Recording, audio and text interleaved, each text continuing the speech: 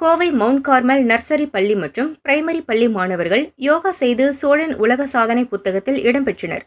இதில் 5 முதல் 15 வயதுள்ள 124 சிறுவர் சிறுமியர் இணைந்து தொடர்ந்து 30 நிமிடங்களில் சூரிய நமஸ்காரம், வஜ்ராசனம், பத்மாசனம் உள்ளிட்ட 180 ஆசனங்களை செய்து சாதனை படைத்தனர். உடல் நலம் மற்றும் மனநலனில் யோகாவின் முக்கியத்துவம் குறித்து விழிப்புணர்வு ஏற்படுத்தும் வகையில் இந்த உலக சாதனை நடத்தப்பட்டது.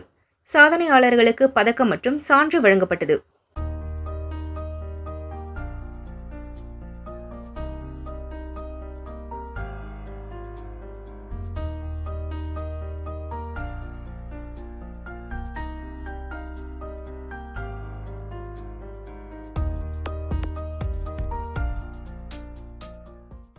கல்வி கற்று வரும் மாணவர்களின் உடல் மற்றும் மனநலன் அதனுடைய நன்மை உணர்ந்து தொடர்ந்து யோகாவினுடைய முக்கியத்துவத்தை அவர்கள் மத்தியில் விழிப்புணர்வு ஏற்படுத்தி மக்கள் மத்தியிலும் இதை கொண்டு செல்ல வேண்டும் என்ற ஒரு உயர்ந்த நோக்கத்தில் கடந்த 6 மாத காலமாக தொடர்ந்து இந்த பள்ளி மாணவர்களுக்கு பயிற்சி அளித்து அவர்களை வைத்து இன்று ஒரு உலக சாதனை முயற்சியானது மேற்கொள்ளப்பட்டது. இந்த உலக சாதனை முயற்சியை ஒருங்கிணைத்து நடத்தியிருக்கிறார் சீ குங் ஃபு ஃபெடரேஷன் நிறுவனர் பாலமுரளி கிருஷ்ணன் அவர்கள் மற்றும் தமது பள்ளி மாணவர்கள் அனைவரையுமே இந்த உலக சாதனை நிகழ்வுக்கு பயிற்சி அளித்து பங்கு கொள்ள வைத்திருக்கிறார்கள்.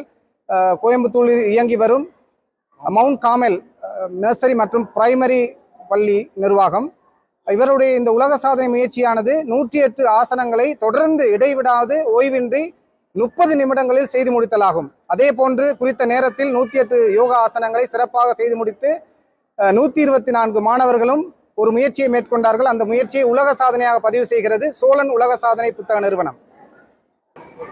வயது பார்த்தீங்கன்னா 5 வயதிலிருந்து 15 வயது வரை கொண்ட மாணவ மாணவிகள் இந்த யோகாசன உலக சாதனை முயற்சியில் பங்கு கொண்டார்கள்.